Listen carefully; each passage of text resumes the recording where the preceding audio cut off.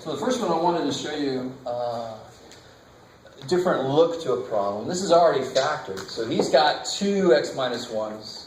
This poor little dude's only got 1x minus 1. So who needs something? Who needs something? First dude or second dude? Second dude, right? The first dude's got more. He's got the same thing. He's got just 2 of them. So you give this guy another x minus 1. There is no x plus 1 in this problem. Do you see it? So you're not alone. This happens a lot with this. But what does this mean? I have 2 x minus 1s. Isn't that this? I think your brain says to yourself, oh, it's a square. It's like a square. So x squared minus 1 is x plus 1, x minus 1. No, this is 2 of these. That's all. Very direct. So he's got 2 of them. He's only got 1. You give him 1 more. So then you get 2x plus 4x minus 4 over x minus 1 squared.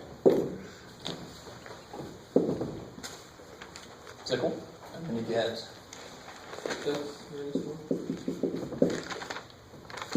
now you can factor the top, but would anything eventually cancel?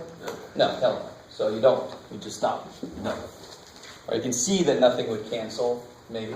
You don't have to reduce that by making it 2 and then 3x minus 2 on the 6x? But see, that wouldn't really so if you do this, does anything cancel? No. So you really didn't need to do this. But if you need to do it just to see that nothing cancels totally, and then you can circle that, that's fine. Still okay. Do the same thing. It's just nothing is going to cancel. So yeah. Okay, I like it. But you do have to check at the end to see if something will cancel. This guy, you can kind of see, you don't even have to really break this down. Maybe some of you guys were telling me, I don't want to do what you said. I'm like, you don't have to always do what I said. Because you can see, what does he need to become this? An extra x. Now, if you did factor it, you would get x minus 3. They have that in common. This guy needs an x. But you can just kind of see it. That's beautiful. Nothing wrong with that. Right? So don't freak out. When in doubt, show work. But don't, go crazy. I have people that they're a little asshole-ish, and they show me, I have 4 plus 7. This is 1, 1, 1, 1 plus 1. Come on. Really? Really? I've had that before. I'm like, all right. I got to find my smart asses. So this guy needs an x. So then you get, now they have the same denominators. So I get x minus 2 over x times x minus 3. Or you can write it like that. Doesn't matter. You can see nothing will cancel, so you're done. Okay, so I could be mean and ask people what they did on this one, but let me just save anybody who did this. You cannot just subtract 1. You know you can't do that in a fraction. Otherwise, if you could just subtract 1 from the top and bottom, then you're telling me that 1/2 equals 0. Because I can subtract 1 from the top and bottom. There you go.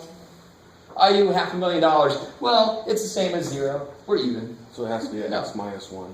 It's the x times x minus 1. Exactly. What does he got in x? Does he have an x? No, he's got no x. He's got no x. He has an x minus 1. You guys with me? Mm-hmm. So this is where people think I'm crazy, but this does not have an x. It does not have an x. It has an x minus 1. So he needs x minus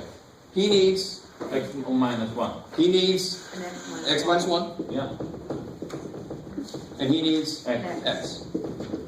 Cool. They need each other. Because if that was 7, this would be, if x was 7, this would be 6. And wouldn't the LCD be 7 times 6? Because they have nothing in common.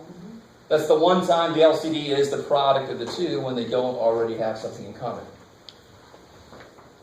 So what do you hear? You get 4x minus 4. 4x minus 4 plus 5x over x times x minus 1. x times x minus 1.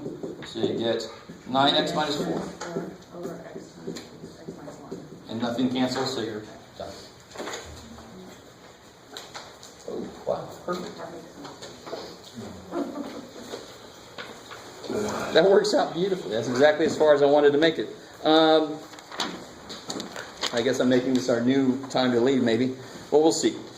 So notice that 7.5 is not in our curriculum, so we're not going to do 7.5. Tomorrow we'll start with a quiz, and then we'll keep going in chapter 7. Cool. All right. Don't forget the survey. I'm going to send out an email to remind you guys about the survey.